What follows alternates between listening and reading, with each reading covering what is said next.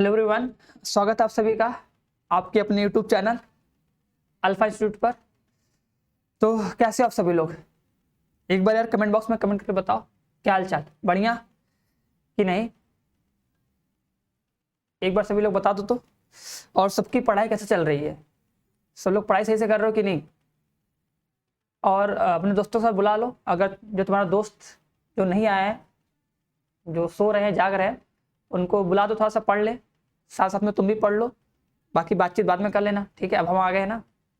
चलो, तो देखो उम्मीद करेंगे सब लोग बढ़िया होगा और सब लोग अच्छे से पढ़ रहा होगा, और अगर नहीं होगा तो अच्छे से हो जाओ और अच्छे से पढ़ना स्टार्ट कर दो, ठीक है? देखो आज के इस लेक्चर में हम लोग क्लास 12 मैथ का चैप्टर नंबर 3 जो कि ऑब्जेक्टिव है, उसके मोस्ट इंपॉर्टेंट ऑब्जेक्टिव क्वेश्चन को सॉल्व करेंगे, ठीक है? तो सभी लोग देखना, क्वेश्चन को ट्राई करना कि क्वेश्चन सॉल्व कर पा रहे हो कि नहीं, और हर एक क्वेश्चन में जिसका जो कॉन्सेप्ट होगा उसको समझने की कोशिश करना कि क्या क्वेश्चन बताया गया है और ऐसे क्वेश्चन को कैसे सॉल्व करना है, ठीक है? क्योंकि एग्जाम में देखो सेम एज इट इज यही क्वेश्चन आएंगे, ठीक है? और मे भी हो सकता है कि सेम क्वेश्चन रहे, बस डाटा चेंज कर दे, वैल्यू चेंज कर दे, तो उसमें परेशान नहीं होना है। बस तुम्हें ये देखना है कि हाँ ऐसे क्वेश्चन को ऐसे सॉल्व किया जाता है और इसका ये फॉर्मूला है। अगर ये तुम समझ जाओगे तो तुम्हें कोई प्रॉब्लम नहीं होगा। और ये अगर इतने सारे क्वेश्चन जो हम करवा रहे हैं, अगर ये पूरा क्वेश्चन कर लोगे तो आई थिंक कोई डाउट नहीं होना चाहिए, मतलब इस चैप्टर में कोई डाउट नहीं होगा ना। और ये भी ट्राई करना कि जितने भी ऑब्जेक्टिव क्वेश्चन हो उन सबके सारे क्वेश्चन तुम्हें माइंड में मतलब सेट होने चाहिए, बट बहुत कम ही ऐसे क्वेश्चन हो जिनको हमें सॉल्व करना पड़े ना। मतलब आई थिंक बस याद होना चाहिए, बहुत सारे ऑब्जेक्टिव क्वेश्चन का आंसर याद होना चाहिए। और ये तभी होगा पॉसिबल जब तुम कम से कम 4 बार 5 बार रिवाइज किए रहोगे, ठीक है? तो टाइम बहुत है, रिवाइज कर लो जितना करना है, ठीक है? और अगर अभी तक देखो तुम सोच रहे हो कि अभी हम कहाँ पढ़े, कैसे पढ़े, ठीक है, सिलेबस खत्म हो रहा है कि नहीं होगा कैसे नहीं होगा, तो ये सब देखो चिंता करने वाली कोई बात नहीं है, ठीक है? तुम चाहो, ठीक है, तो मेरे साथ जुड़ सकते हो, ठीक है, हम लोग के साथ, ठीक है? देखो ये शिखर बैच है, ठीक है, जो क्लास 12 के लिए है, जिसका देखो टारगेट है लक्ष्य 90+। तो जितने लड़कों हैं, मतलब जितने भी लड़के हैं, जितनी भी लड़कियां हैं, जिनका टारगेट है बोर्ड एग्जाम में अच्छा करना है, अच्छा नंबर लेके आना है, एकदम फोड़ना है, मचाना है, तो इस बैच में देखो ज्वाइन कर सकते हो। इस बैच में तुम्हें देखो डेली लाइव क्लास मिलेगा, लाइव डाउट क्लास मिलेगा, ऑनलाइन टेस्ट मिलेगा और स्टडी मटेरियल मिलेगा। देखो स्टडी मटेरियल में तुम्हें हर एक सब्जेक्ट का पीडीएफ मिलेगा, हर एक चैप्टर वाइज बुकलेट मिलेगी, उसको डाउनलोड करना है, उससे पढ़ना है, उसके important question, objective question, subjective question सारे दिए जाएंगे, जिससे तुम पढ़ सको और अपनी तैयारी एकदम बेहतरीन कर पाओ ना। और तुम्हें उसके अलावा एक सिंगल भी बुक खरीदने की जरूरत नहीं पड़ेगी, मतलब तुम बिना बुक खरीदे पढ़ सकते हो, अगर बुक है तो कोई बात ही नहीं है, ठीक है? तो उम्मीद करेंगे हम जो समझा रहे तुम लोग समझोगे। देखो बाकी कहने के लिए बहुत लोग तुम्हें बहुत कुछ कहेगा, ठीक है? तुम अभी इधर उधर घूम रहे हो, ये बोले कभी वो बोलेगा, तो सबका सुनना छोड़ो, कुछ अपने ऊपर लेकर आओ और सोचो कि अगर अभी अगर हम क्लास 12 में अगर अभी हम पढ़ रहे हैं ना, तो सारा फोकस पढ़ाई पे करते हैं, बाकी आगे जो होगा देखा जाएगा। लेकिन अभी तो तुम अपना 100% दो कि यार इस चीज में आपको अपना 100% देना है, और ये भी गारंटी है जिस चीज में तुम अपना 100% दोगे उसमें तुम्हारा मन लगेगा और तुम उसमें आगे भी बढ़ोगे। बोलो बात समझा रही कि नहीं? ठीक है, तो अगर मन करता है ज्वाइन करने का, साथ में पढ़ने का, हर एक चीज को प्रॉपर वे में, फिक्स वे में पढ़ने के लिए, तो इस बैच को ज्वाइन कर सकते हो। देखो सिलेबस कंप्लीट होने के बाद इसमें तुम्हें हर एक सब्जेक्ट का मॉडल पेपर और गेस्ट पेपर भी सॉल्व करवाया जाएगा, ठीक है? मतलब प्रैक्टिस करवाया जाएगा लास्ट में, लास्ट मतलब ये। और ये बैच तुम्हारा जब तक तुम्हारा बोर्ड एग्जाम नहीं होगा तब तक रहेगा, और हम लोग तुम्हारे साथ तब तक रहेंगे, ठीक है ना? तो साथ में जुड़ सकते हो, साथ में पढ़ सकते हो। अगर तुम्हें लगता है कि सर जी अब हमको इधर यूट्यूब पे इधर उधर नहीं घूमना है, बस एक जगह रुक जाना है, सर आपसे पढ़ना है, एक ही जगह पढ़ना है, अच्छे से पढ़ना है ना, तो आराम से साथ जुड़ सकते हो। देखो ये नंबर 930 577 75, इस नंबर पे कॉल करके साथ में पढ़ते हैं, समझते हैं चीजों को और आगे पढ़ते हैं एग्जाम में। क्लियर है? चलो तो स्टार्ट करते हैं चैप्टर 3। चैप्टर 3 का पहला क्वेश्चन, चैप्टर 3 का पहला क्वेश्चन देखो, पढ़ो क्या लिखा है। 3x3 कोटि के ऐसे अवयवों की कुल कितनी संख्या होगी जिनकी प्रत्येक प्रविष्टि 0 या 1 है? ठीक है, मतलब अगर हम 3x3 का एक अवयव बनाए और उसमें अगर एलिमेंट रखे, उस एलिमेंट में क्या क्या रखना है सर? या तो 0 या फिर रखना 1, मतलब 0 या 1 रख के हम ऐसे कितने अवयव बना सकते हैं, ठीक है? तो सोचना क्या है, देखो हमको सोचना ऐसे कि सपोज करो मेरे पास एक अवयव आ गया, ठीक है, जो कि 3x3 का है। कितना है? 3x3 का मेरे पास एक अवयव है, ठीक है। अब अगर 3x3 का अवयव तो इसमें कितने जगह होंगे, मतलब कितने स्थान होंगे? देखो एक यहाँ पे होगा, एक यहाँ पे होगा, एक यहाँ होगा, ठीक है, एक यहाँ, एक यहाँ, एक यहाँ, ठीक है, एक यहाँ होगा, एक यहाँ होगा, एक यहाँ होगा, ये टोटल कुल 9 स्थान होंगे। अब सोचो हमें 9 स्थान को भरना है, क्योंकि हर एक स्थान पे भी एलिमेंट होगा, एक एलिमेंट। तो अगर बताओ हम पहले वाले स्थान को भरने जाए, मतलब पहले वाले स्थान पे कुछ लिखने जाए, तो क्या लिख सकते हैं, मतलब क्या रख सकते हैं? तो मेरे पास ऑप्शन क्या है? मेरे पास ऑप्शन है या तो 0 या तो 1। मेरे पास दो ऑप्शन है, 0 या 1। तो 0 या 1 में से हम कोई एक रख सकते हैं। तो जो पहला वाला स्थान है, इस पहले वाले स्थान को हम दो प्रकार से भर सकते हैं। कितने प्रकार से? दो प्रकार से। ठीक है सर, या तो रखेंगे 0 या तो रखेंगे 1। ठीक है, अब इसको भरने के बाद हम जाएंगे इसके पास, इस वाले स्थान पर। तो इस वाले स्थान को हम लोग कितने प्रकार से भर सकते हैं, मतलब वहां पे क्या लिख सकते हैं? तो उसको भरने के लिए मेरे पास एक ही ऑप्शन है, मतलब दो ही ऑप्शन है, या तो 0 या तो 1 ना। तो दूसरा वाला जो स्थान होगा, इसको भी भरने के केवल दो ही प्रकार होंगे, या तो 0 या तो 0, मतलब या तो 0 या तो 1। तो इसको भी हम लोग दो प्रकार से भर सकते हैं। सेम उसी तरह इसको भी हम लोग दो प्रकार से भरेंगे, क्योंकि मेरे पास दो ही नंबर रहे, दो ही डिजिट है, या तो 0 या तो 1। तो दो प्रकार दो प्रकार दो प्रकार, फिर ये दो प्रकार हो गया, फिर ये दो प्रकार हो गया, फिर ये दो प्रकार हुआ, ये भी दो प्रकार से, ये भी दो प्रकार से, ये भी दो प्रकार से। तो मतलब हर एक स्थान को हम लोग दो प्रकार से भर सकते हैं। तो कुल प्रकार कितना आ जाएगा? ठीक है, कुल प्रकार कितना आएगा? ठीक है, तो अगर कुल प्रकार की बात करें तो हमको पता है कि अगर हम एक काम करने के बाद दूसरा काम करते हैं तो कुल काम या कुल प्रकार निकालने के लिए मल्टीप्लाई करते हैं। ठीक है, क्लास 11 में हम लोग पढ़े होंगे क्रमचय चैप्टर में। ठीक है, तो एक काम के बाद अगर दूसरा काम कर रहे हैं तो एक काम के बाद दूसरा काम किए, एक काम के बाद दूसरा काम किए, तो मल्टीप्लाई करना पड़ेगा। तो कुल कितनी बार आएगा? 9 बार। तो 2 के पावर कितना हो जाएगा? 9। और 2 के पावर 9 का मान कितना होता है? 512। ठीक है, 2 के पावर 9 मतलब कितना? 512। ये हमारा हो जाएगा आंसर। बताओ, क्लियर है? सही है। देखो अब ऑब्जेक्टिव क्वेश्चन में हमको देखो बहुत ज्यादा टाइम नहीं लेना, हमको इतना में समझ लेना है, इतने में हमको समझ लेना है कि हाँ ये चीज ऐसे चलता है, ऐसे आ जाए, दिमाग में हल्का सा आ जाना चाहिए बस। ठीक है, बहुत डिटेल नहीं। चलो सेकंड क्वेश्चन बोला है कि ए आई जे, ठीक है, एम क्रॉस एन एक वर्ग आव्यूह है। अगर ये एक वर्ग आव्यूह है, थोड़ा सा मिस्टेक हुआ है, समझ जाना। ठीक है, ये क्या है? ये 1 नहीं है, ए आई जे एम क्रॉस एन है, एक वर्ग आव्यूह है। तो इसमें से कौन सा ऑप्शन सही होगा तुम्हें बताना है। तो वर्ग आव्यूह के लिए इसमें से कौन सा कंडीशन सही है? तो कमेंट बॉक्स में कमेंट करो एकदम तेजी के साथ, गोली की रफ्तार में, एकदम बुलेट ट्रेन की तरह। इसमें से कौन सा ऑप्शन सही होगा? तो वर्ग आव्यूह का अगर परिभाषा पढ़े होगा तो सोचो याद होगा। सर वर्ग आव्यूह इसे कहते हैं, मतलब किसे कहते हैं? वैसा आव्यूह जिसमें पंक्ति और स्तंभ की संख्या समान होती है उसे बोलते हैं वर्ग आव्यूह। मतलब पंक्ति स्तंभ बराबर, तो m बराबर n। अगर m बराबर n होगा तो उसे बोलेंगे, अब क्या बोलेंगे हमको क्या बताओ? वर्ग आव्यूह बोलेंगे। ठीक है, स्क्वायर मैट्रिक्स। ठीक है, चलो ये बताओ, बोला यदि एक वर्ग आव्यूह सममित एवं विषम सममित दोनों आव्यूह है, दोनों आव्यूह है, तो इनमें से कौन सा ऑप्शन सही होगा? मतलब एक आव्यूह है जो कि वर्ग, मतलब एक ऐसा वर्ग आव्यूह है जो कि सममित है और वो विषम सममित भी है, सममित भी विषम सममित भी है। तो वो कैसा आव्यूह होगा? विकर्ण आव्यूह होगा कि शून्य आव्यूह होगा कि अदिश आव्यूह होगा कि इकाई आव्यूह होगा? ठीक है, अब देखो देखो अगर कोई आव्यूह अगर सममित आव्यूह होता है ना, सोचोगे अगर सर कोई आव्यूह, अगर कोई आव्यूह सममित आव्यूह है तो इसका मतलब होता है कि सर ए आई जे, जो ए आई जे है वो ए जे आई के बराबर होगा। ये सममित आव्यूह का होता है डिफिनेशन। ठीक है, और अगर कोई आव्यूह विषम सममित आव्यूह है तो इसका मतलब सर ए आई जे जो होगा वो माइनस में ए जे आई के बराबर होगा। ठीक है, समझे कि नहीं? देखो इसको ऐसे भी लिख सकते हो। देखो इसी को बहुत लोग कंफ्यूज होता है ना, ऐसे लिखते हैं। अगर सर सममित आव्यूह है तो ए आई जे बराबर में ए आई जे दोनों बराबर होता है, और अगर विषम सममित है तो ए जे आई जो होता है वो माइनस में क्या होता है? ए आई जे के बराबर होता है। लो भैया ऐसे लिख दे रहे हैं, समझ जाना। अब दोनों को प्लस कर दो, लो दोनों को प्लस कर दिए, प्लस करोगे देखो क्या मिलेगा? ए जे आई 2 बराबर कितना? 0 मिलेगा। मतलब ए जे आई का मान कितना आएगा? 0 आएगा।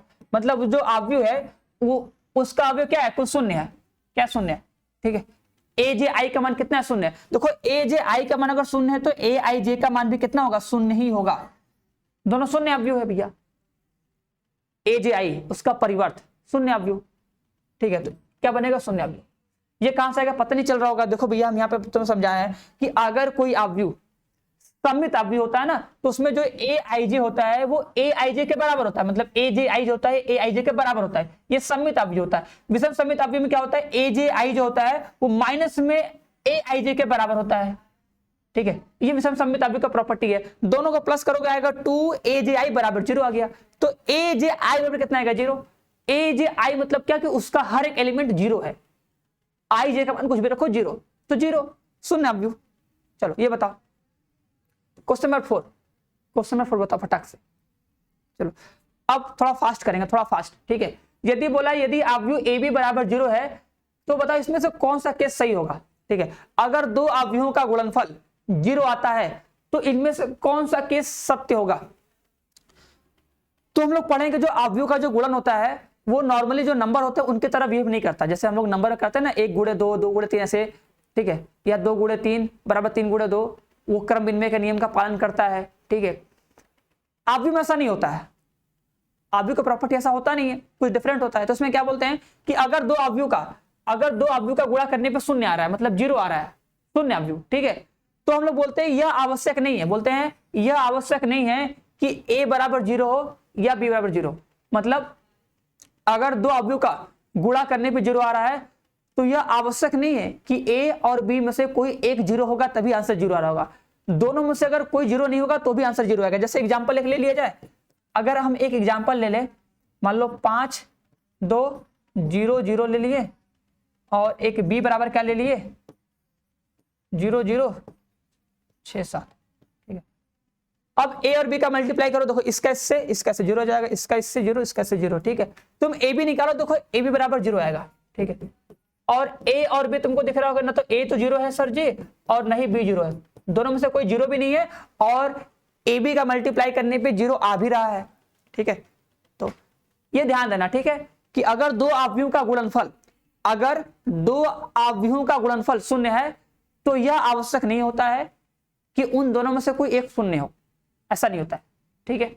हो भी सकता है, नहीं भी हो सकता है। तो बोलते हैं यह आवश्यक नहीं है कि a या b में से कोई एक शून्य हो, कोई शून्य नहीं होगा, ठीक है। चलो बताओ, पांचवा बोला है कि प्रथम 6 धन पूर्णांक अवयव लेते हुए असमान अवयव रखने वाले कुल अलग अलग कितने अवयव बन सकते हैं, ठीक है। मतलब अगर हम 6 संख्या ले ले, सोचो मेरे पास 6 संख्या है, 1 2 3 4 5 6, तो इन सब का मतलब इन 6 का यूज करके हम कितने अवयव बना सकते हैं अलग अलग, ठीक है। देखो सबसे पहले बात आती है कोटि की। अगर से मेरे पास कुल 6 अवयव है ना, तो मेरे पास 4 कोटियां संभव है। सर हम लोग 1 गुणे 6 का बना सकते हैं अवयव। अगर हमें अवयव बनाना होगा तो हम 1 गुणे 6 का बना सकते हैं, जैसे ऐसे बना सकते हैं। तो 1 स्थान 2 स्थान 3 स्थान 4 स्थान 5 स्थान 6 स्थान, देखो 1 क्रॉस 6 का बना सकते हैं कि नहीं। सर ये भी तो सकता है, हम 6 क्रॉस 1 का बना सकते हैं, 6 क्रॉस 1 का बना सकते हैं ऐसे। अरे 6 क्रॉस 1 का ऐसे नहीं बन जाएगा, ऐसे बन सकता है 6 क्रॉस 1 का, 1 स्थान 2 स्थान 3 स्थान 4 स्थान 5 स्थान 6 स्थान, ऐसे बन सकता है, ठीक है। और सर ये भी तो सकता है हम 2 गुणे 3 का बना दें या फिर 3 गुणे 2 का बनाए, ठीक है। मतलब कुल 4, तो या तो ये वाला पॉसिबल होगा, ये वाला पॉसिबल है, ये वाला पॉसिबल है, ठीक है। मतलब ऐसे बना सकते हैं, ऐसे बना सकते हैं और ऐसा भी बना सकते हैं, ठीक है। तो कुल कितने बनेंगे, तो अगर हम ट्राई करें, हम ये सोच रहे हैं कि मान लो अगर हम 1 क्रॉस 6 का बनाते हैं, ठीक है। अगर हम 1 क्रॉस 6 का भी बनाए तो 1 क्रॉस 6 के कुल कितने अवयव बनेंगे, ठीक है। ले लिए एक बॉक्स, 1 क्रॉस 6 का लिए अवयव, इसमें कुल 6 स्थान है, तो इन 6 स्थान को हम कुल कितने प्रकार से भर सकते हैं। देखो लिखा है असमान अवयव लेना है, मतलब सेम अवयव नहीं, मतलब जिस एलिमेंट को ले लेंगे उसको दोबारा नहीं लेना है, ठीक है। तो अब देखो भरने गए, मेरे पास कुल 6 एलिमेंट है, लिख गए, यहाँ भरना स्टार्ट किया पहला वाला, तो पहले वाले स्थान को भर सकते हैं 6 प्रकार से, क्योंकि 6 में से किसी एक को रख सकते हैं, ठीक है। अब 1 भर गया तो बचा 5, क्योंकि रिपीट नहीं करना, तो 1 भरा गया, मतलब जो भरा गया कम हो गया, ठीक है। बचा कितना 5, इसको भरने आएंगे तो इसको भरेंगे 5 प्रकार से, फिर इसको कितने प्रकार से 4 प्रकार से, क्योंकि जब भरने जाएंगे तो हमेशा भरेंगे तो 1 कम होता रहेगा, 1 कम होते होते यहाँ पे 3 आएगा, यहाँ पे 2 आएगा, 1 आएगा, तो कुल कितना आएगा, सबका गुणा कर दो। कुल प्रकार मतलब गुणा, कुल प्रकार मतलब गुणा। देखो पहला 6 प्रकार, दूसरा 5 प्रकार, तीसरा 4 प्रकार, फिर 3 प्रकार, फिर 2 प्रकार, फिर 1 प्रकार, तो कुल प्रकार कितना हो जाएगा, गुणा कर दो, आ जाएगा 720। मतलब 1 क्रॉस 6 के हम कुल 720 बना सकते हैं। तो 720 उसके बनेंगे, तो 720 इसका कुल कितना हो जाएगा 2880, तो कुल 2880 अवयव बनेंगे। चलो ये बताओ, बोला है कि ए बी सी, ठीक है। बोला है कि ए, देखो ए दिया है, ए का देखो जो क्रम दिया है वो दिया है 2 क्रॉस 3 का दिया है, और जो बी का क्रम दिया है वो 4 क्रॉस 3 का दिया है, ठीक है। और जो सी का क्रम दिया है वो 2 क्रॉस 4 का दिया है, ठीक है। तो तुमसे बोला है कि बताओ इनमें से किसका किसका गुणन पॉसिबल है, मतलब हम किसका गुणा कर सकते हैं, ठीक है।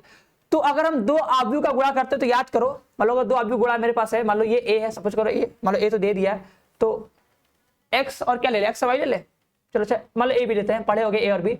तो अगर ये m क्रॉस n का होता था, तो अगर b जो होता है वो अगर n क्रॉस p का होगा, तभी इन दोनों का गुणा करने के बाद एक अवयव बनता है c, जो कि वो m क्रॉस p का होता है। तो हम लोग क्या देखते थे कि अवयव a में जो पहले होता है, ठीक है, क्या बोलेंगे, पहले वाले का, इसको देखना कि पहले वाले का स्तंभ, ये बोलेंगे ना कि पहले वाले का स्तंभ देखते हैं, और जो दूसरा वाला होता है बोलेंगे दूसरे वाले का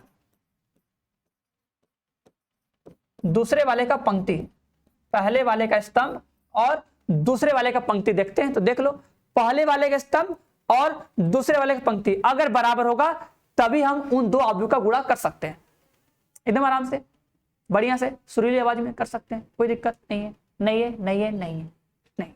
चलो देखो, तो देखते हैं ए और बी। देखो अगर तुम ए और बी का गुणा करोगे तो क्या बोलोगे, अगर सर हम ए और बी का गुणा कर रहे हैं तो क्या बोलेंगे, बोलेंगे ए में स्तंभ, देखो ए में स्तंभ कितना है, 3 है, बी में पंक्ति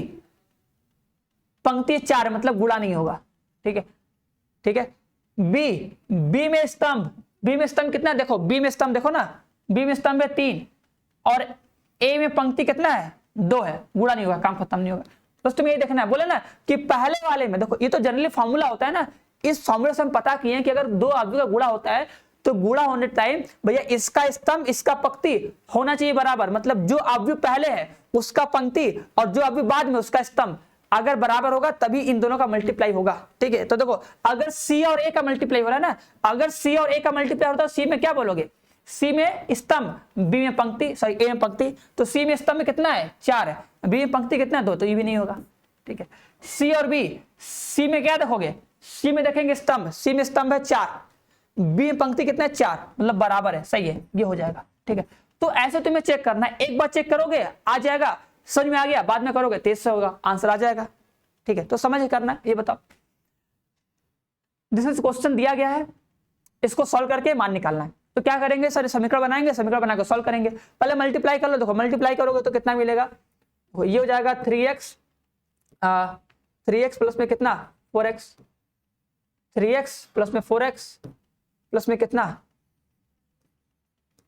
4y प्लस में 3y बराबर कितना 10 और 11, क्लियर है ना। बस अब मल्टीप्लाई कर लो, देखो मतलब प्लस कर लो, देखो 3x प्लस में 4y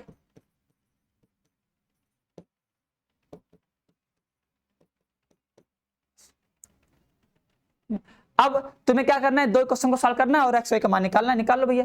अब जैसे भी तुमको अच्छा लगे, ठीक है, जिस विधि से तुमको आता है उस विधि से करो और आंसर निकाल लो, बता दो आंसर कितना आएगा। देखो पहले बराबर करेंगे एक्स वाले को, देखो अगर एक्स को बराबर करना तो क्या करो, इसमें 4 से मल्टीप्लाई, इसमें 3 से मल्टीप्लाई कर दो।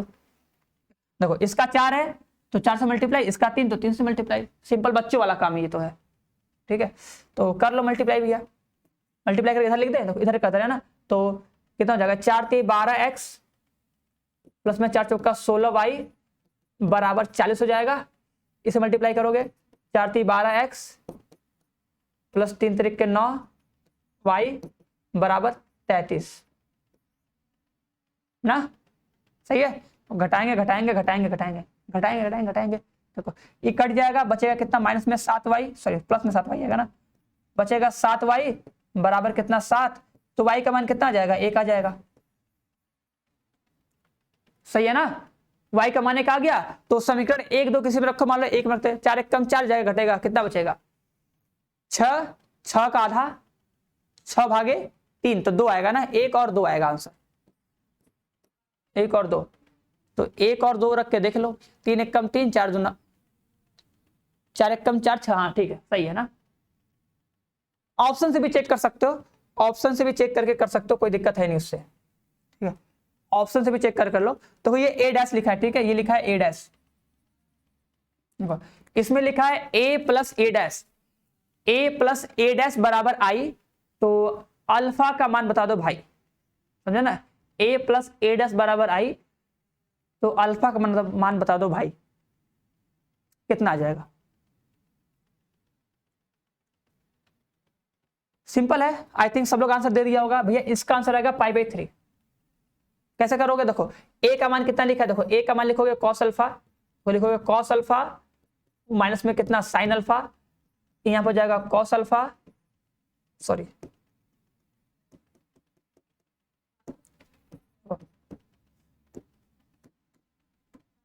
यहां पे आएगा कितना sin अल्फा और कितना cos अल्फा, ठीक है, प्लस यहां पे कितना हो जाएगा cos अल्फा, इसको चेंज करना पड़ेगा ना, इसका परिवर्त कर लो, माइनस sin अल्फा और cos अल्फा बराबर 1001। बस अब कर लो प्लस यार, ठीक है, प्लस कर दो, कितना आएगा, अगर प्लस करोगे तो कितना आएगा, देखो आएगा 2 cos अल्फा 0 0 2 cos अल्फा बराबर 1001। बस कोई दिक्कत परेशानी नहीं ना। अब बस क्या करो, देखो पहला वाला टर्म इसके इक्वल कर दो, इक्वल करो, कितना आएगा, देखो आएगा 2 cos अल्फा इक्वल टू 1, तो cos अल्फा का मान आएगा 1/2, तो बता दो cos में कितने अंश का मान 1/2, तो 60 अंश, मतलब π/3। ये बताओ, ये तो दुनिया का सबसे खतरनाक सवाल है। अब इसका आंसर कैसे तुम लोग दे पाओगे। लिखा है a एक वर्ग आव्यूह है, सोच रहे हो, लिखा है a एक वर्ग आव्यूह है, जानते हो वर्ग आव्यूह कि नहीं, उम्मीद करेंगे जानते होगे ना, जानते तो होगे हीरो ना। तो लिखा है a एक वर्ग आव्यूह है, तब a प्लस a डैश होगा इकाई आव्यूह, शून्य आव्यूह, फिर सममित आव्यूह, या इनमें से कोई नहीं, बता दो। तो जब प्रमेय पढ़े होगे शालिक चैप्टर में, सॉरी शालिक बोल रहे हैं आव्यूह में, तो पढ़ोगे कि a प्लस a डैश हमेशा सममित आव्यूह होता है और a माइनस a डैश हमेशा क्या होता है, विषम सममित आव्यूह होता है। तो ये a प्लस a डैश है, तो a प्लस a डैश हमेशा होता है सममित आव्यूह, ठीक है। और जस्ट इसी का उल्टा अगर बोला जाए कि a माइनस a डैश, ये क्या हो जाएगा, अगर प्लस रहेगा तो सममित आव्यूह, माइनस रहेगा तो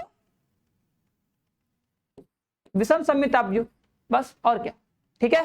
चलो ये बताओ, अब ये प्रॉपर्टी वाला बस सीधे क्वेश्चन बता दो, ठीक है। देखो ये सब सिंपल सिंपल प्रॉपर्टी याद होनी चाहिए, ठीक है।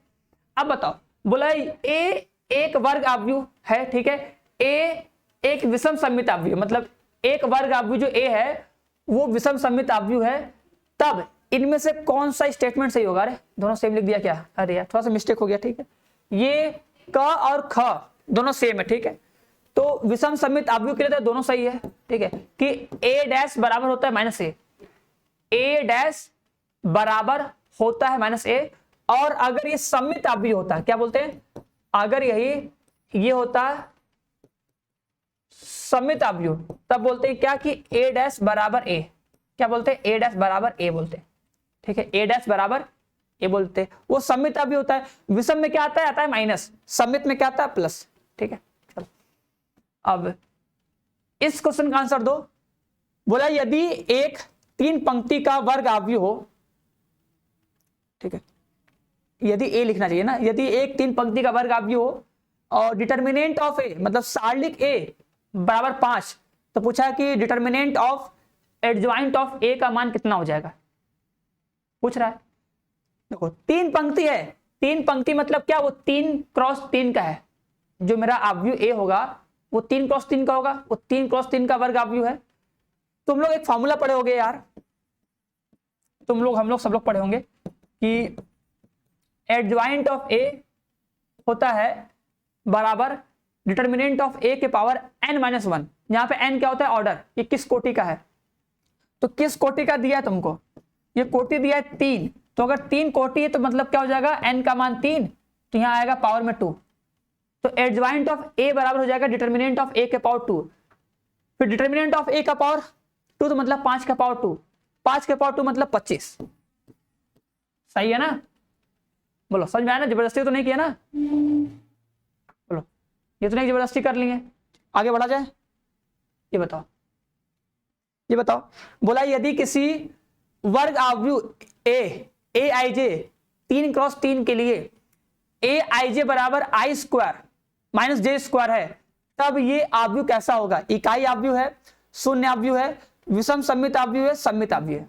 ठीक है, तो देखो ध्यान देना, सममित आव्यूह मतलब क्या, अभी पढ़े हो ना कि अगर सर सममित आव्यूह होता है, अगर आई जे का मान अगर जे आई के बराबर होता है, एकदम सेम टू सेम अगर हो जाए तो उसे बोलते हैं सममित आव्यूह, सममित आव्यूह। लेकिन अगर ए, ठीक है भाई, ए जे आई का मान माइनस में ए आई जे के बराबर हो जाए तो उसे क्या बोलते हैं, विषम सममित बोलते हैं।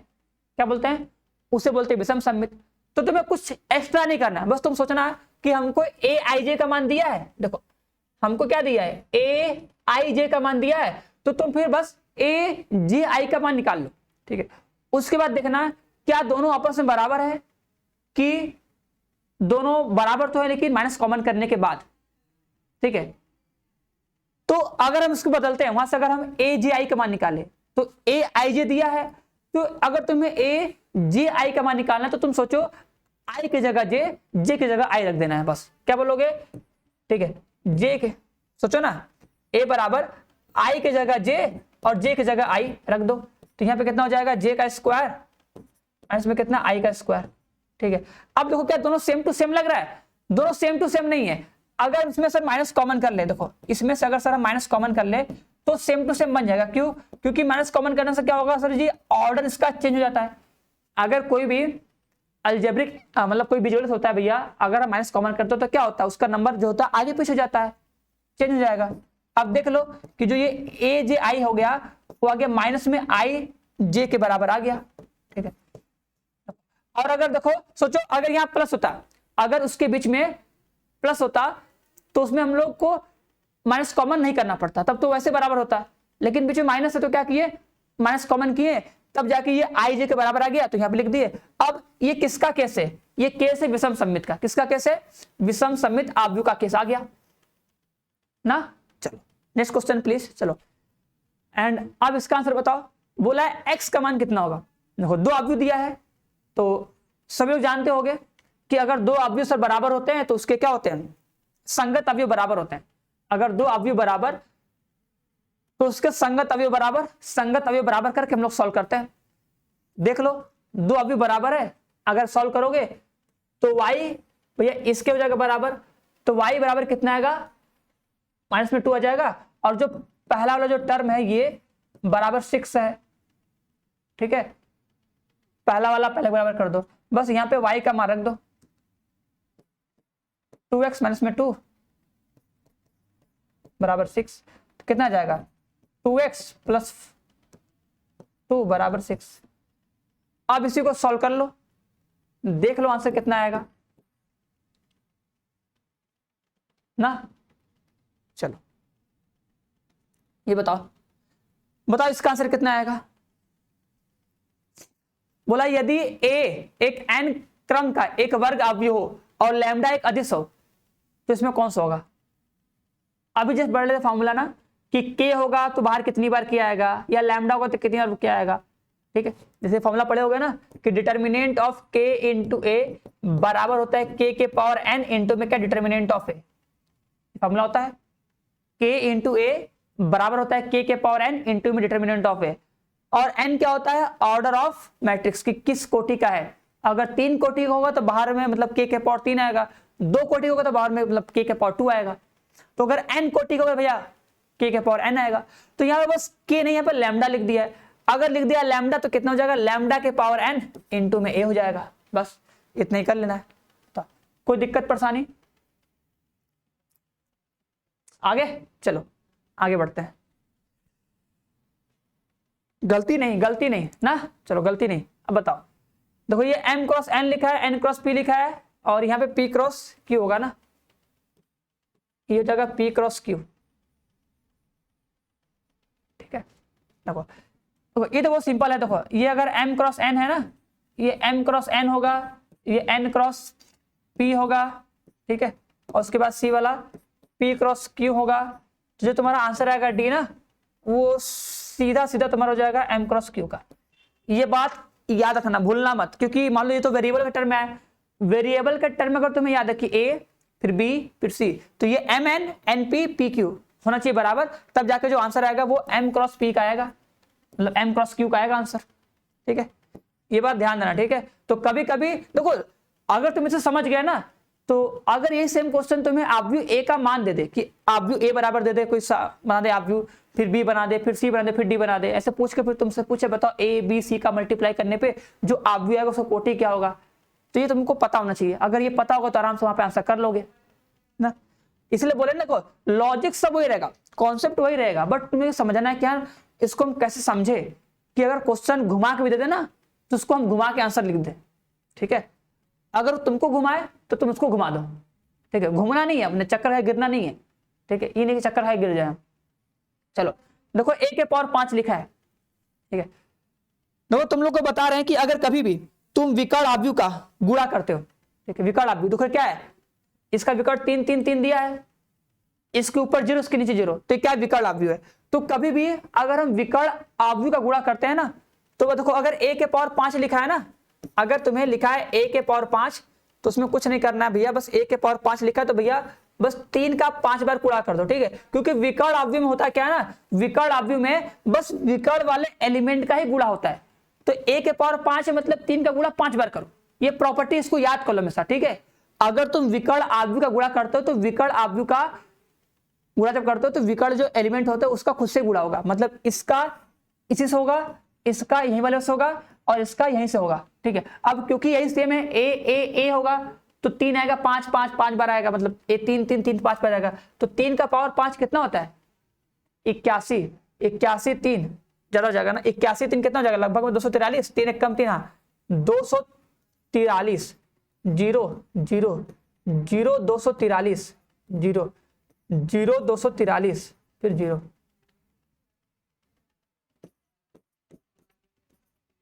ठीक है, इतना आएगा, करेंगे 5 बार गुणा। ठीक है, अब देखो इस ऑप्शन में कहीं दिया है ऐसा कुछ, देखो 243 हम कॉमन तो कर लेंगे लेकिन यहाँ फिर आई बचेगा ना, यहाँ पे ऑप्शन में ए दिया है, तो देखो हमको ऐसा कुछ करना है कि यार कॉमन करने के बाद ए बचे।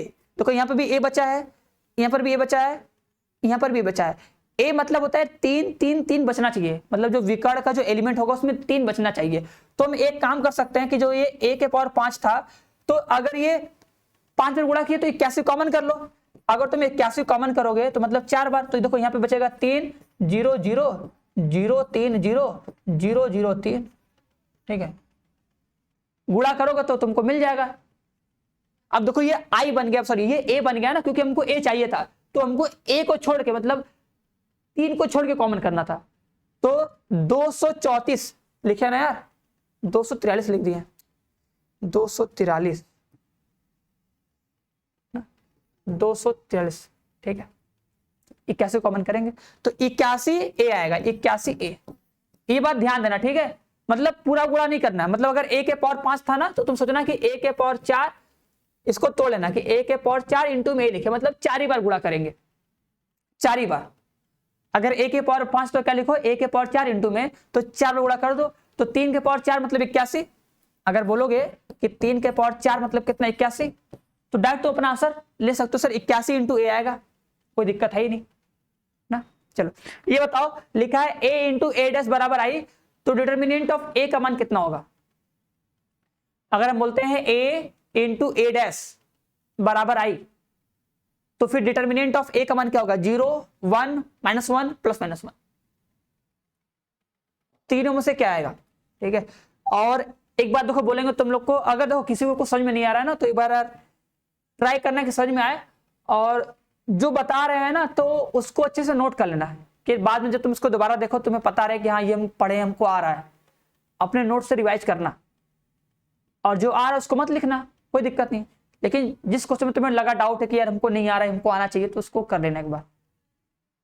चलो देखो हम लोग क्या करेंगे, देखो दोनों पक्षों का लेंगे सारणिक, दोनों पक्षों का ले लिए सारणिक, बराबर क्या, दोनों पक्षों का सारणिक ले लिए। ठीक है, अब देखो यहाँ पर सारणिक का प्रॉपर्टी लगाएंगे सर, ये दोनों अलग अलग हो जाएगा, लो दोनों अलग अलग हो गया, और यहाँ पे आई का मान कितना होता है भैया 1, जो आई होता है इकाई आव्यू, इकाई आव्यू का सारणिक का मान 1। ठीक है, लिख दिए। अब देखो आई, अब बताओ यहाँ पे एक चीज बताएं, हम लोग अभी स्टार्टिंग में पढ़े थे, कहीं भी पढ़े थे ना, ठीक है, कि अगर कोई सारणिक होता है तो उसके परिवर्त का मान, सारणिक का और उसके परिवर्त का मान क्या होता है, सेम होता है। ये तुम लोग प्रॉपर्टी पढ़े होगे, ठीक है। सारणिक का गुणधर्म पढ़ो।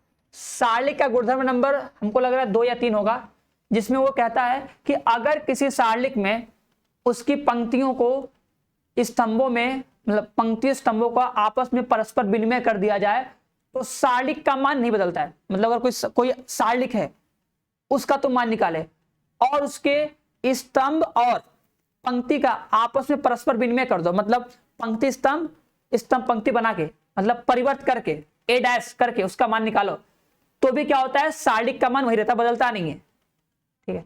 तो सिंपल से इसको ऐसे कर लो कि किसी सारणिक का मान और उसके परिवर्त का मान, दोनों का मान सेम होता है। मतलब किसी आव्यूह का मान, किसी आव्यूह के सारणिक का मान और उसके परिवर्त के सारणिक का मान, दोनों का मान सेम ही होता है, बराबर ही होता है। तो ए डिटर्मिनेंट ऑफ ए बराबर होता है डिटर्मिनेंट ऑफ ए डैश, ये होता है बराबर। ये प्रॉपर्टी तुम्हें याद रखना है, ठीक है। तो यहाँ पे ए डैश का मान रखोगे ए, यहाँ मल्टीप्लाई करोगे तो आ जाएगा ए डिटर्मिनेंट ऑफ ए का स्क्वायर, तो डिटर्मिनेंट ऑफ ए बराबर आ जाएगा कितना, +-1, क्योंकि जाएगा तो बनेगा √1, तो मतलब आएगा +-1, ठीक है। ये सिंपल सा प्रॉपर्टी है, प्रॉपर्टी बेस्ड क्वेश्चन है, तो तुम्हें याद रखना है, ठीक है। चलो ये बता दो, बोला यदि ए बराबर दिस, इस प्रकार हो कि ए डैश बराबर ए, क्या लिखा है, ए डैश बराबर ए, ए डैश बराबर ए, तो बता दो इसमें से कौन सा ऑप्शन सही होगा। मतलब ए का मान क्या होगा, सॉरी एक्स का मान, सॉरी एक्स का मान पूछा भाई लोग, एक्स का मान बताओ कितना आएगा। देखो कैसे बोलेंगे, बात समझना। देखो अगर ए डैश बराबर ए है मतलब ये सममित आव्यूह है, क्या बोलोगे, अगर ए डैश बराबर ए है तो ए क्या है, एक विषम सममित आव्यूह है। ये क्या है, ये विषम सममित आव्यूह है। ये क्या है, एक विषम सममित आव्यूह है। और विषम सममित आव्यूह का जो विकर्ण होता है ना, ठीक है, याद रखना कि जो विषम सममित आव्यूह होता है, विषम सममित आव्यूह का विकर्ण क्या होता है, शून्य होता है। ये बात हमेशा याद रखना, ठीक है। जो विषम सममित आव्यूह होता है उसका विकर्ण जो होता है हमेशा शून्य होता है। तो x बराबर कितना हो जाएगा, 0 हो जाएगा। ये प्रॉपर्टी होती है, ठीक है। और इस साइड जो एलिमेंट होता है उसका सेम होता है माइनस में, सेम एलिमेंट माइनस में, मतलब उसका चिन्ह होता है बदल, प्लस रहेगा तो माइनस, माइनस रहेगा तो प्लस, ठीक है।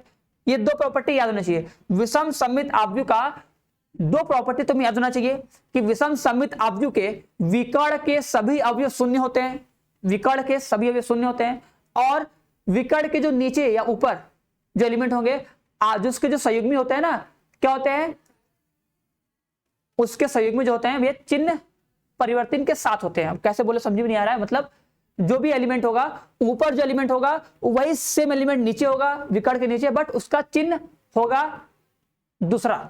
अगर ऊपर रहेगा प्लस तो नीचे रहेगा माइनस, अगर ऊपर रहेगा माइनस तो नीचे रहेगा प्लस, ठीक है। सममित आव्यूह में क्या होता है, सममित आव्यूह में सर विकर्ण का एलिमेंट कुछ हो, विकर्ण का एलिमेंट कुछ हो उससे कोई मतलब नहीं है, बस विकर्ण के ऊपर जो एलिमेंट है इस एलिमेंट का मान इस वाले एलिमेंट के सेम टू सेम होना चाहिए, बराबर, ठीक है। अगर कोई आव्यूह सममित आव्यूह होता है तो विकर्ण को छोड़कर इसके जस्ट ऊपर जो एलिमेंट होगा ये सेम टू सेम इसके बराबर होता है, इसके बराबर होता है, तभी जाके वो सममित आव्यूह बनता है। विषम सममित में क्या होता है, ऊपर देखो जो इधर होगा वही सेम टू सेम होगा, बट उसका चिन्ह बदला हुआ रहेगा। अगर प्लस है तो माइनस में, और अगर रहेगा माइनस में तो प्लस में, ये डिफरेंट होता है। बात को समझना ना, इसमें क्या होता है, बराबर होता है। ये सममित आव्यूह की प्रॉपर्टी के बराबर होता है तो हमको भी बराबर करना पड़ेगा, क्योंकि बोला है कि सममित आव्यूह है तो इसको कर दो बराबर। अगर तुम इसको बराबर करोगे तो x इक्वल टू आ जाएगा 5, क्या जाएगा, x इक्वल टू आ जाएगा 5, -3 है इधर आएगा, 2 है उधर जाएगा, मतलब x उधर जाएगा, आ जाएगा x इक्वल टू 5। चलो ये बताओ, ये तो बहुत ही सिंपल सवाल है, एकदम बउआ वाला, एकदम बउआ वाला। बताओ, लिखा है अगर a 3x3 क्रम का एक व्युत्क्रमणीय आव्यूह है तो एडज्वाइंट ऑफ a का मान कितना होगा, बता दो। एडज्वाइंट ऑफ a का मान कितना होगा, एडज्वाइंट ऑफ a, तब भैया एडज्वाइंट ऑफ a का मान कितना आएगा, फॉर्मूला पता है ना, फॉर्मूला पता है कि नहीं, अभी बताएं कि अगर तुम एडज्वाइंट ऑफ a निकालोगे तो जो फॉर्मूला होता है वो होता है डिटर्मिनेंट ऑफ a के पावर n-1। n क्या होता है, ऑर्डर ऑफ मैट्रिक्स, n क्या होता है, ऑर्डर ऑफ मैट्रिक्स की जो आव्यूह है वो कितने कोटि का है। तो आव्यूह है 3 कोटि का, तो n का मान होगा 3, 3 तरीके 9 मत रख देना भैया, 3 लोगे 3, तो 3 - 1 हो जाएगा 2, ऑप्शन हो जाएगा ख। ख से खरगोश। चलो ये बताओ, यदि a बराबर दिस है तो एडजॉइंट ऑफ a का मान, ये तो सिंपल है ना यार, बताओ कितना आएगा। इसका सखंड निकालना है, बताओ 2x2 मैट्रिक्स का हम लोग सखंड कैसे निकालते हैं। 2x2 मैट्रिक्स का हम लोग सखंड कैसे निकालते हैं।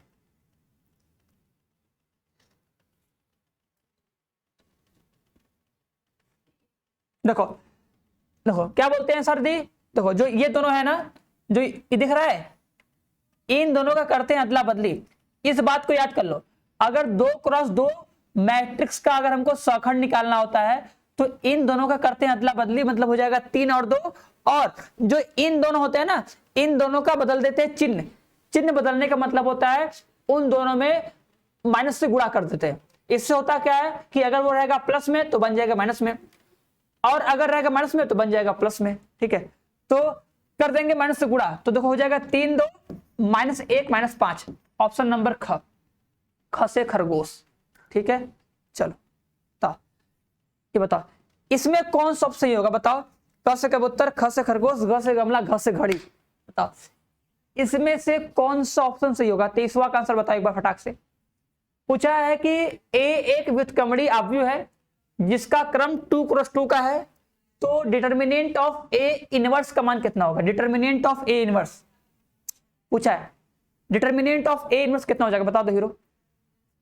डिटर्मिनेंट ऑफ ए इनवर्स आना चाहिए, डिटर्मिनेंट ऑफ ए इनवर्स।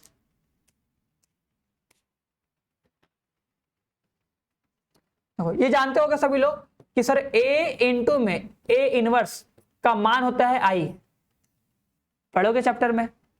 ठीक है, नहीं पढ़ो तो देख लो भैया कि अगर किसी आव्यूह का उसके व्युत्क्रम से गुणा करते तो आई आता है। ये प्रॉपर्टी एकदम याद रख लेना, कान खोल के आंख खोल के देख लो। किसी आव्यूह का अगर तुम उसके व्युत्क्रम से मल्टीप्लाई करोगे तो आई आएगा। अब अगर हम दोनों पक्षों का क्या ले ले, डिटर्मिनेंट, डिटर्मिनेंट ले ले तो हो जाएगा डिटर्मिनेंट ऑफ आई। ठीक है, ये डिटर्मिनेंट की प्रॉपर्टी से अलग अलग होगा। ठीक है, देखो आव्यूह और डिटर्मिनेंट यार देखो दोनों में मिक्स होते हैं भैया, ध्यान देना, दोनों क्या होते हैं, मिक्स होते हैं। ठीक है, अब यहां से पता कर लो तो आ जाएगा डिटर्मिनेंट ऑफ ए इनवर्स का मान 1/में डिटर्मिनेंट ऑफ ए। ठीक है, तो बोलोगे ख से खरगोश, इसका भी ऑप्शन, चलो भैया ख से खरगोश ये भी सही हो गया। चलो ये बता दो, पढ़ो बताओ इसका आंसर कितना आएगा। लो समझ में आ रहा है ना, ये तो नहीं सर जी उड़ उड़ के चला जा रहा है, उड़ के नहीं जाना चाहिए ना, पकड़ लेना उसको, जाना नहीं चाहिए। देखो लिखा है 24वां में एक आव्यूह हमको ए दिया है, बोला है का व्युत्क्रम प्राप्त नहीं होगा। देखो व्युत्क्रम प्राप्त कब नहीं होगा, अगर व्युत्क्रम प्राप्त नहीं हो रहा है इसका मतलब डिटर्मिनेंट ऑफ ए बराबर 0। ठीक है, अगर किसी आव्यूह का व्युत्क्रम नहीं निकल रहा है इसका मतलब उसके सारणिक का मान है 0, क्योंकि अगर उसके सारणिक का मान 0 होता है तभी बोलते हैं कि उसका व्युत्क्रम का अस्तित्व नहीं है। और अगर ये बोल रहा है कि इसका व्युत्क्रम नहीं है, नहीं निकल रहा है, तो बोलेंगे सारणिक का मान 0। सारणिक का मान 0 कर दो, तो इसका इससे मल्टीप्लाई करोगे ये आएगा 2k माइनस में इसका से मल्टीप्लाई करोगे 5 3 15 बराबर 0। सॉल्व करोगे k का मान कितना जाएगा 15/2। कितना आएगा k का मान कितना 15/2। अगर k का मान तुम 15/2 ले लोगे तो उसका क्या होगा, व्युत्क्रम का अस्तित्व नहीं होगा। बस चलो ये बताओ 5वां, बोला यदि a एक 2x2 का वर्ग आव्यूह हो और बोला है कि डिटर्मिनेंट ऑफ a बराबर 6, क्या बोला है कि डिटर्मिनेंट ऑफ a बराबर 6 है। ठीक है, तो a इंटू में एडजॉइंट ऑफ a का मान कितना होगा, बता दो। a इंटू में एडजॉइंट ऑफ a, बताओ कितना आंसर आएगा इसमें से। ये फॉर्मूला होता है a, ठीक है, a इंटू में एडजॉइंट ऑफ a बराबर होता है डिटर्मिनेंट ऑफ a इंटू में कितना i, ये होता है ना। तो इसका मान तुमको पता ही भैया 6 लिखा है, 6 रख देते हैं यहाँ पे 1 0 0 रख देते हैं। अब मल्टीप्लाई कर ही लोगे तो ऑप्शन नंबर क से कबूतर, क से कबूतर सही है। ठीक है, चलो तो सब लोग लिख दो भैया आंसर क से कबूतर। ठीक है, चलो अब इसका देखते हैं कितने लोग सही से बताते हो। चलो बताओ, ये इनवर्स की प्रॉपर्टी है, बोला है 26 में कि यदि ए एक व्युत्क्रमणीय आव्यूह हो, मतलब उसका हम लोग इनवर्स निकाल सकते हैं, और के एक धनात्मक वास्तविक संख्या है, तो के ए का इनवर्स कितना होगा। इनवर्स मतलब होता है इसका इनवर्स निकालना है, बताओ कितना आएगा। देखिए कितने लोग कर पाते हो। चलो बताओ, क से कबूतर होगा, ख से खरगोश होगा, ग से गमला, घ से गाड़ी, जो ऑप्शन होगा बताना। बताओ कौन सा ऑप्शन होगा। क से कबूतर, क से कबूतर होगा तो लिख दो क से कबूतर, ख से खरगोश लिख दो ख से खरगोश, अगर ग से गमला लिख दो ग से गमला, किसी को लगता है कुछ नहीं तो घ से घड़ी लिख दो भैया, और क्या लिख के बताओ। उसका बताना, देखना कितने लोगों का सही है। अगर जो इसका आंसर सही दे देगा मतलब समझेगी कि वो चैप्टर पढ़ा है और चैप्टर को समझा भी है और क्वेश्चन भी लगाया है थोड़ा बहुत। ठीक है, चलो देखो हम कर रहे हैं ना। देखो प्रॉपर्टी होती है यार इनवर्स की ना, कि अगर ये इनवर्स गया है ना, इनवर्स है ना, तो प्रॉपर्टी होती है कि यहाँ पे क्या होगा, यहाँ पे होगा के का इनवर्स, लिख रहे हैं ये होता है के का इनवर्स इनटू में ए का इनवर्स। ये ऐसे अलग होता है। क्या होता है, जो ये इनवर्स होता है ना, इसके पावर भी इनवर्स आता है और इसके पावर भी इनवर्स आता है। ठीक है, इसको बटा मत कर देना। ठीक है, ऐसे मत करना सर जी, हम लोग ये पढ़ेंगे सर जी x के पावर -1 बराबर होता है 1/x। ठीक है, ऐसे नहीं करना है। ठीक है, ये आव्यूह है, समझे नहीं, ये आव्यूह है। ये सब लोग तो जो ये काम होता है, ये सब सर जी हम लोग जो कोई संख्या होती है, अगर कोई संख्या होता है तब ना ऐसे काम करते हैं। जहां पे x क्या होता है, कोई वास्तविक संख्या होती है, तब अगर x के पावर -1 होता है, उससे अगर प्लस करना है तो 1/x लिख दो, प्लस हो गया पावर उसका। बट यहाँ पे अगर ये -1 है तो दोनों का पावर जाएगा। अब देखो k कोई संख्या है, अब अगर k कोई संख्या है ना, तो इसको तुम 1/k लिख सकते हो और ये जाएगा a इनवर्स। समझेगे नहीं, देखो लिखा है ना k कोई एक धनात्मक वास्तविक संख्या, तो k संख्या तो तब तुम इसको लिख सकते हो 1/k। बात समझ में आएगी नहीं, तो हो जाएगा ऑप्शन नंबर ख से खरगोश। देख रहे हो खरगोश कितना प्यारा, ठीक है, दुलारा ना। चलो बताओ, अब इसका आंसर बताओ। ये तो सिंपल क्वेश्चन है, ये तो भगवान का सवाल, एकदम एकदम एकदम क्या बताया जाए। चलो चेक करो इसको, बस ए इनवर्स का आना चाहिए फॉर्मूला, कि ए इनवर्स का फॉर्मूला क्या होता है, और सभी लोगों को 2x2 मैट्रिक्स का जो एडजॉइंट ऑफ ए निकालते हैं वो डायरेक्ट उसका शॉर्टकट पता होना चाहिए। ठीक है ना, अगर तो किसी को नहीं पता होगा ना, तो एक काम करना, देखो एक चैनल है, ठीक है, अल्फा, ठीक है, अल्फा CUET, ठीक है, अल्फा CUET चैनल है, इस पे जाना, तुम्हें मैथ का ट्रिक मिल जाएगा। ठीक है, मैथ ट्रिक सर्च करोगे, उसी में तुमको प्लेलिस्ट मिलेगा, तो मैथ का जो ट्रिक है जाके देखोगे, तुमको बहुत सारा ट्रिक मिलेगा जो तुम्हें बहुत हेल्प करेगा ना। तो जाके एक बार देख सकते हो, मैथ ट्रिक में जाके उसको एक बार देख सकते हो, जो तुमको बहुत काम आएगा। ठीक है, देखो ए इनवर्स का जो फॉर्मूला होता है हम लोग जानते हैं, वो होता है 1 में डिटर्मिनेंट ऑफ ए इंटू में कितना, एडजॉइंट ऑफ, ये होता है फॉर्मूला। ठीक है, अब बस देखो रखो, डिटर्मिनेंट ऑफ ए का मान निकालो। कैसे निकालोगे, इसका इससे गुणा करोगे, 3 छक 18, 5 चौका 20, 18 - 20, तो बोलोगे आंसर आएगा सर -1/2 हो जाएगा। अब इसका निकालो एडजॉइंट। एडजॉइंट निकालने का तरीका बताया भी ना, एडजॉइंट निकालने का तरीका था कि इन दोनों का सर करते हैं अदला बदली। क्या करेंगे, इन दोनों का करेंगे अदला बदली, तो 3 6 तो हो जाएगा 6 और 3। ठीक है, और इन दोनों का सर बदल देंगे साइन। क्या बदल देंगे, साइन, मतलब कर देंगे माइनस से गुणा। अब अगर हम सब में -2 से भाग करेंगे तो भैया ऐसे हो जाएगा माइनस में, और ये हो जाएगा प्लस में, तो यहाँ पर जाएगा 3, यहाँ पर जाएगा 2, ये जाएगा 5/3, ये हो जाएगा 2। ठीक है, ये माइनस में 2 मानोगे। ठीक है, -2 से अंदर सब में भाग कर दो। ठीक है, चलो ये बताओ, अब ये क्वेश्चन प्रूफ किए बताओ। बोला है डिटर्मिनेंट ऑफ ए इनवर्स। ठीक है, मतलब पहले क्या करोगे, पहले ए इनवर्स निकाल लोगे कि ए इनवर्स का मान कितना आएगा। ठीक है, पहले ए इनवर्स निकाल लेना, ए इनवर्स का मान मिल जाएगा कि ए इनवर्स कितना होगा, फिर क्या करना, इसका डिटर्मिनेंट ले लेना ना, फिर आंसर आ जाएगा आराम से।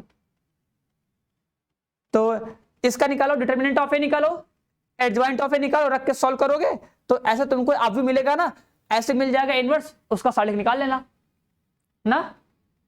सही बोल रहे कि नहीं? बोलो सही बोल रहे कि नहीं? अगर तुम लोग लग रहा है कि हाँ सर जी सही बोल रहे हैं तो लिख दो हाँ सर जी सही बोल रहे हैं। ऐसे कर लेंगे आराम से। पहले क्या करेंगे, निकालेंगे ए इनवर्स। ए इनवर्स का मतलब क्या, 1 बटा डिटर्मिनेंट ऑफ ए इंटू में सर एडजॉइंट ऑफ ए, दोनों का मान रखेंगे, निकाल कर सॉल्व करेंगे, ए इनवर्स का मान आ जाएगा। फिर क्या करेंगे, दोनों पक्षों का साडिक लेके उसके साडिक का मान निकाल लेंगे। ठीक है ना? बहुत अच्छा, बहुत बढ़िया। चलो, तो जिसको भी लग रहा है कि सर जी ऐसे सही है तो भैया ऐसे गलत है। क्या है? गलत है। कैसे करना है, अभी फॉर्मूला पढ़े ना यार कि डिटर्मिनेंट ऑफ ए इनवर्स का फॉर्मूला होता है 1 में डिटर्मिनेंट ऑफ ए, बस काम खत्म। 1 में डिटर्मिनेंट ऑफ ए, तो बस डिटर्मिनेंट ऑफ ए का मान रख दो भैया। डिटर्मिनेंट ऑफ ए का मान रखो, कितना आ जाएगा, मल्टीप्लाई कर लो। देखो इसका इससे मल्टीप्लाई करो, कितना आएगा, -2 -3, आंसर कितना आएगा, माइनस में 5 आएगा। आंसर कितना आ जाएगा, -5, और यहां मान रखोगे तो कितना आएगा, 1 बटा में -5। ऐसे भी सही है लेकिन इससे थोड़ा लंबा पड़ेगा ना, ऐसे भी करोगे तो भी आंसर आएगा, ऐसा है कि नहीं आएगा, लेकिन ऐसे करेंगे हम लोग। चलो ये बताओ, ये पूछा है एडजॉइंट ऑफ ए का मान कितना होगा, बताओ। ये एडजॉइंट ऑफ ए पूछा है, देखो बता दो। देखो ए इंटू एडजॉइंट ऑफ ए तुमसे पूछ रहा है, चलो बता दो भैया। देखो ध्यान देना, देखो हमको सर लिखा है, एक चीज दिखा रहे, देखो हमको लिखा है ए इंटू में एडजॉइंट ऑफ ए, ठीक है, बराबर, ये तो हमको दिया है 4 0 0 0 4 0 और 0 0 4, ये हमको दिया है, ठीक है ना। अगर इसमें से तुम कॉमन कर लो, अगर इसमें से तुम कॉमन कर सकते हो माई का लाल, तो 4 सबसे कॉमन कर दो, बुरा मत मानना यार, जस्ट फॉर मजाक करेंगे हम भी, सब लोग अपने माई बाप का लाल ही होता है। चलो कोई पीला हरा भी होता है, कोई दिक्कत नहीं है, हो जाएगा। अब यहां से तुमको क्या मिल जाएगा, यहां से तुम बोल सकते हो सर हमको मिल जाएगा ए इंटू में एडजॉइंट ऑफ ए बराबर 4 इंटू में आई, ठीक है। और एक फॉर्मूला तुम लोग जानते होगे सर, फॉर्मूला होता है ए इंटू में एडजॉइंट ऑफ ए बराबर determinant of A into I, formula होता है, ठीक है। अगर फॉर्मूला होता है तो तुमको एक चीज दिख गया कि सर डिटर्मिनेंट ऑफ ए का मान कितना आ गया, 4 आ गया। अगर कंपेयर कर लोगे, देखो इसको दिया था, ये क्वेश्चन में दिया था, हम 4 कॉमन किए, सॉल्व किए, तो हमको ये पता चल गया कि डिटर्मिनेंट ऑफ ए बराबर 4 है, ठीक है। तो एडजॉइंट ऑफ जो ए होता है इसका फॉर्मूला होता है डिटर्मिनेंट ऑफ ए के पावर n-1, क्या होता है n-1, ये 3 क्रॉस 3 का है तो ऊपर कितना आएगा, 2 आएगा, आएगा कि नहीं। जो एडजॉइंट ऑफ ए होता है, फॉर्मूला पढ़े हम लोग अभी ना, कि अगर सर एडजॉइंट ऑफ ए होगा तो इसका फॉर्मूला होता है डिटर्मिनेंट ऑफ ए के पावर कितना, n-1, मतलब आव्यूह जिस कोटि का होगा उससे कम, तो ये 3 कोटि का है तो उससे कम हो जाएगा, 3 - 1 2 आ जाएगा। तो एडजॉइंट ऑफ ए का जो मान आएगा वो आएगा डिटर्मिनेंट ऑफ ए के पावर 2। अब डिटर्मिनेंट ऑफ ए का मान कितना है, रख दो भैया 4 का स्क्वायर 2, आंसर कितना आ जाएगा 16, आंसर कितना आ जाएगा 16, तो 16 को टिक करो भैया 16, लो यार, दिस इज 16 आवर आंसर ना। चलो बस, दिस इज लास्ट क्वेश्चन आज का, बता दो इसमें आंसर कितना आएगा। पूछा है यदि ए एक व्युत्क्रमणीय आव्यूह हो तो ए स्क्वायर माइनस ए प्लस आई से सॉल्व करो, बताओ कि ए इनवर्स का मान कितना आएगा, ए इनवर्स का मान पूछ रहा है। तो किसी समीकरण को सॉल्व करके, ठीक है, मतलब किसी आव्यूह का, उसमें जो उसका जो अद्वितीय समीकरण है, इसको सॉल्व करके हम लोग कैसे ए इनवर्स का मान निकाल सकते हैं, बता दो, ठीक है।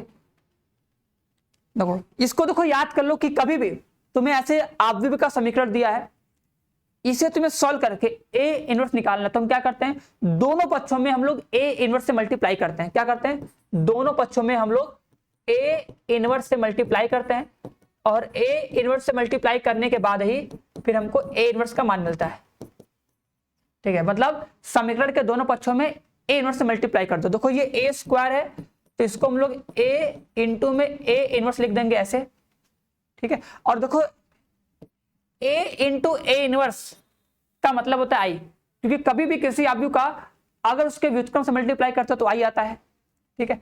और यहाँ पे पता है आई मतलब होता है कोई नंबर, तो अगर आई का मल्टीप्लाई किसी भी तुम आव्यू से करोगे तो वही आव्यू आंसर आएगा। जैसे होता है ना एक, तुम एक का गुणा 5 से करो तो भी आंसर 5 आएगा, या 5 गुणा तुम 1 से करो तो भी आंसर 5 आएगा।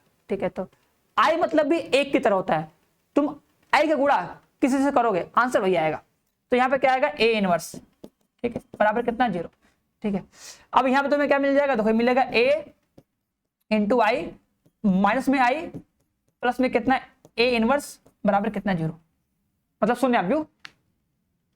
ठीक है, उसके बाद देखो अब अगर हम ए का गुणा आई से करेंगे तो कितना आएगा, तो भैया ए आएगा। बोले ना तुम आई का गुणा ए से करो या ए इनवर्स से करो, आंसर क्या आएगा, जिससे गुणा हो रहा वही आएगा भैया, और क्या आएगा, कुछ एक्स्ट्रा थोड़ी आएगा। समझ रहे हो कि नहीं। अब यहां से ए इनवर्स निकाल लो, अगर तुम ए इनवर्स को रोक लोगे माइनस आई है उधर जाएगा प्लस आई हो जाएगा आएगा, तो ए इनवर्स का मान आएगा आई माइनस ए, क्या आएगा आई माइनस ए। ठीक है, बस चलो, तो बस आज के लिए इतना ही। ठीक है, उम्मीद करेंगे सबको समझ में आया होगा, सब लोग समझा भी होगा। यही सब क्वेश्चन थे, ऐसे ही क्वेश्चन आएंगे, सारे फॉर्मूले सबको आने चाहिए, सबको एकदम रटे होने चाहिए, किसी क्वेश्चन में कोई डाउट नहीं होना चाहिए। अपना डाउट क्लियर करो, चैप्टर का वन शॉट बताया गया उस वन शॉट को देखो, वहां से कॉन्सेप्ट को समझो, और हो सके तो उस वन शॉट को ना जब भी तुमको टाइम मिले उस वीडियो को 2x के स्पीड पे करके बस मोबाइल सामने रख के रिलैक्स होके शॉर्ट बना के उसको 4 घंटे में पूरा देख डालो। 4 घंटे 5 घंटे लगातार बैठो, दोपहर में या रात में 2-2 घंटे टाइम निकालो, 2 घंटे 2 घंटे टाइम निकालो, 2 घंटे 2 घंटे देखना है और 2x के स्पीड पे देखना है। जब इतना देखोगे तो तुम्हारा चैप्टर रिवाइज हो जाएगा बिना कुछ कहे, बिना किसी से कुछ समझे। ठीक है, और पूरा का पूरा थ्योरी भी तुमको माइंड में आ जाएगा, क्योंकि टाइम है तो टाइम दो। ठीक है, और बाकी सब ऑब्जेक्टिव क्वेश्चन है, इन सबको भी देखो समझो। अगर कोई क्वेश्चन डाउट है समझ में नहीं आता तो उसको नोट कर लिया करो, उसको दोबारा फिर से खुद से सॉल्व करके समझा करो।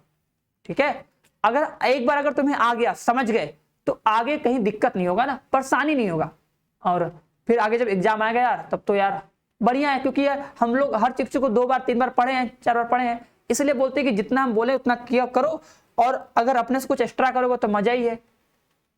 बट ये कि करते तो होगे नहीं, लेकिन जितना हम कह रहे उतना कर लो, तो तुम्हें भी अच्छा लगेगा और हमें भी अच्छा लगेगा ना। बाकी तो जो फिर रिजल्ट आएगा तो देखा जाएगा, एग्जाम होगा, रिजल्ट आएगा तो बताना कैसा लगा, अच्छा लगा कि नहीं लगा, समझ में आया कि नहीं समझ में आया। ठीक है, सब वहां पता चल जाएगा ना, इसलिए अभी से मेहनत कर लो। ठीक है, अगर किसी को देखो साथ में पढ़ना है, बैच ज्वाइन करना है, अब देखो अब इधर उधर नहीं भागना है तो देखो बैच को ज्वाइन कर सकते हो, बाकी तुम्हारे ऊपर है। ठीक है, ये नंबर है, ठीक है, इस नंबर पे कॉल करके तुम्हें जो भी देखो पूछना है पूछ सकते हो। ठीक है, नंबर है 930 570 1375। ठीक है, देखो तुम्हें इस बैच में देखो हर एक चीज मिलेगा। ठीक है, तुम्हें कहीं पर भी अब भटकने की जरूरत नहीं है, मतलब इधर उधर भटक रहे हो, इधर उधर जा रहे हो मत जाओ यार, एक जगह बैठे रहो, बस एक जगह बस पढ़ना स्टार्ट कर दो। ठीक है, एक जगह पढ़ के बैठोगे, पढ़ोगे, हर एक चीज कंप्लीट करोगे, कोई डाउट होगा पूछ सकते हो, बताएंगे, हर एक चीज अच्छे से हो जाएगा।